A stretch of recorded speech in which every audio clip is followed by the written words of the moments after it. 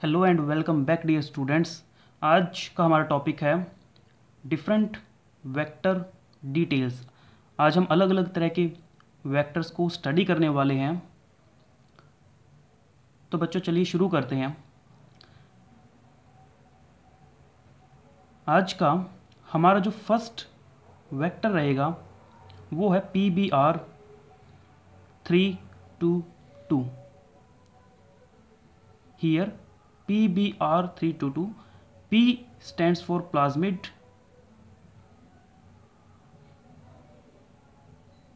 B for Bolivar, and R stands for Rodriguez. So it is plasmid Bolivar Rodriguez.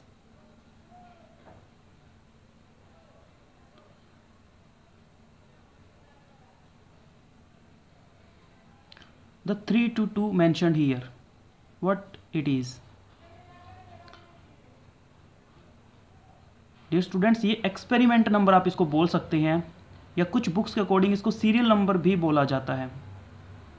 Sample number बोल सकते हैं, serial number बोल सकते हैं, आप इसको एक्सपेरिमेंट नंबर बोल सकते हैं। So this is PBR322।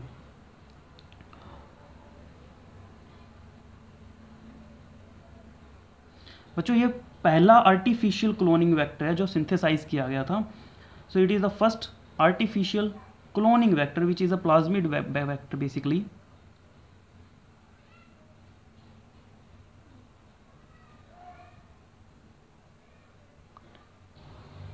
Cloning vector.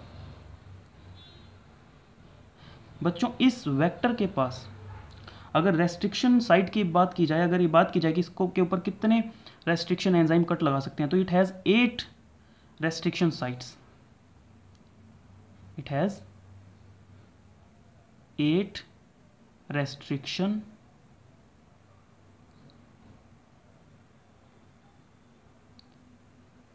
sites।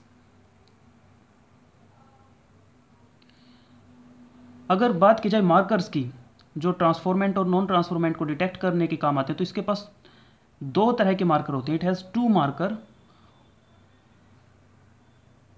For identification purpose.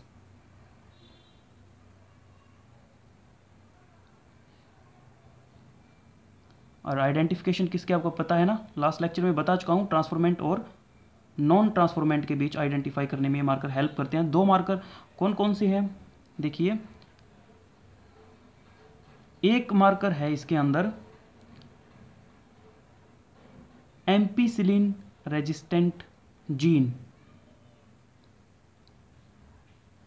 दूसरा मार्कर रहता है टेट्रासाइक्लिन रेजिस्टेंट जीन। तो ये 2 मार्कर है, ampicillin and tetracycline resistant gene, which help to differentiate between transformant and non transformant. इसके अलावा इसके अंदर एक ORI साइट है, that is origin of replication, which is very important to initiate the replication process. शुरू करने के काम आती है बच्चों रेप्लिकेशन को ये site.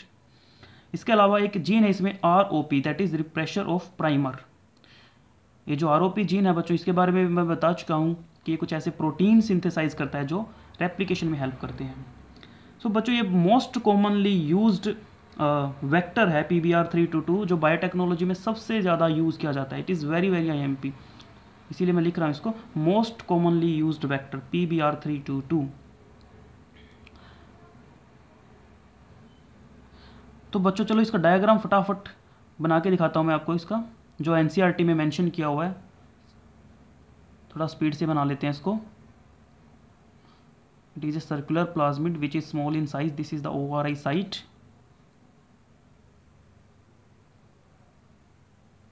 This is ampicillin resistant gene।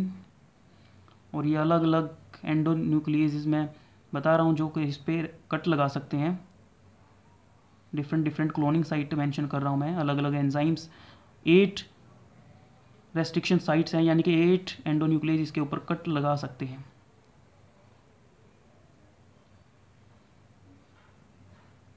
Tetracycline resistant gene के ऊपर भी 2 एंडोन्यूक्लियस कट लगा सकते हैं, BAM-H1 और SEL1। दिस इज ROP, और यहाँ पे भी एक एंडोन्यूक्लियस है PVU2। So this all are enzymes. देखो ORI साइट, दिस ये एंटीबायोटिक रेजिस्टेंट जीन हो गई।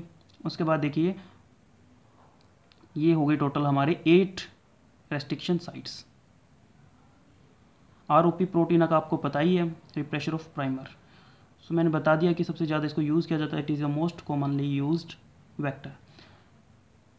चलिए बच्चों नेक्स्ट देखते हैं, सेकेंड वन है हमारा T I plasmid. T I plasmid, और इसको हम आइसोलेट करते हैं इस प्लाज्मिड को एक बैक्टीरिया से। उस बैक्टीरिया का नाम है बच्चों Agrobacterium tumefaciens. So it is isolated from a bacteria name एगारोबैक्टीरियम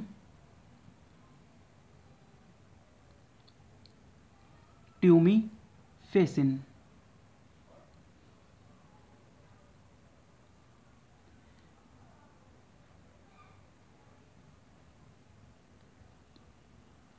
बच्चों टी आई प्लाज्मिड का जो ये डीएनए, इस बैक्टीरिया का जो डीएनए बेसिकली हम उसको टी डीएनए भी बोल सकते हैं। So let me right, it's DNA is also called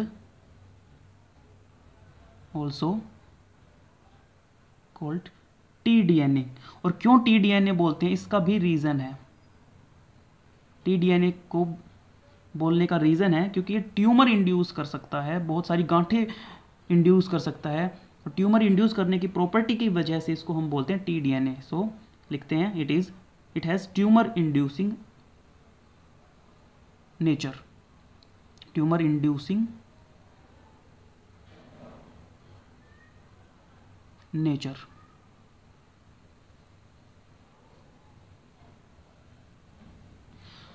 बात करें अगर कि होस्ट सेल की, कि इस प्लाज्मिड को हम कौन से होस्ट में इंट्रोड्यूस कर सकते हैं, तो इसका होस्ट मेनली प्लांट सेल रहती है, केवल प्लांट सेल में ही हम इसको यूज़ करते हैं। So only plant cells are used as a host in case of T I plasmid, that is tumour inducing plasmid which was isolated from Agarobacterium tumefacium। Next देखिए बच्चों, दो हमने कर लिए।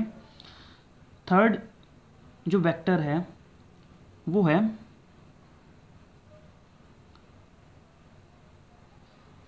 PUC vector. P small p लिखेंगे, UC capital में लिखेंगे, PUC vector. So here PUC stand for, क्योंकि इसकी जो डिस्कवरी थी वो कैलिफोर्निया यूनिवर्सिटी के अंदर हुई थी, तो इसीलिए इसको बोलते हैं प्लाज्मिड यूनिवर्सिटी ऑफ कैलिफोर्निया।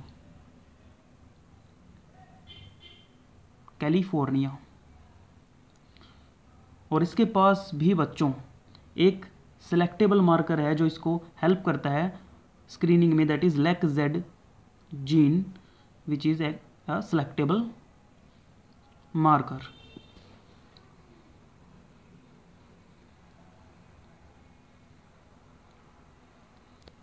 और जैसा कि हम बात कर चुके हैं, कुछ वायरस भी होते हैं जो एज अ वेक्टर काम करते हैं, तो दो वायरस के नाम मैं यहाँ पे लिखना चाहूँगा।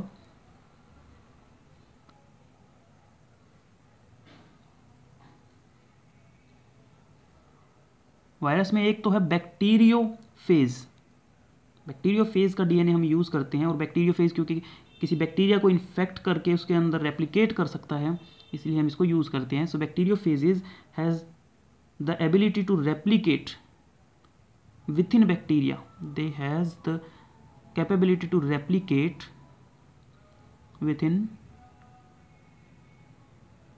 bacteria।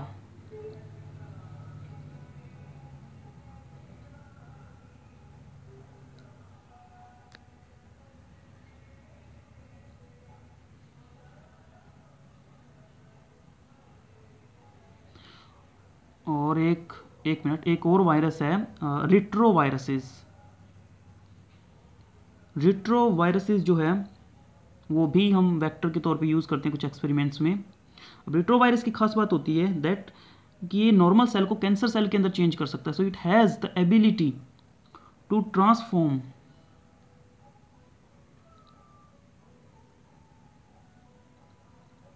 Normal cell into cancerous cell. अगर ये ओंकोजीन को डिस्टर्ब कर दे तो नॉर्मल सेल चेंज हो जाएगी एक कैंसर इंड्यूसिंग सेल के अंदर। और आपको पता है कैंसर सेल्स की जो डिवीज़न की पावर होती है बहुत ही हाई होती है और इसीलिए हम इसको यूज़ करते हैं।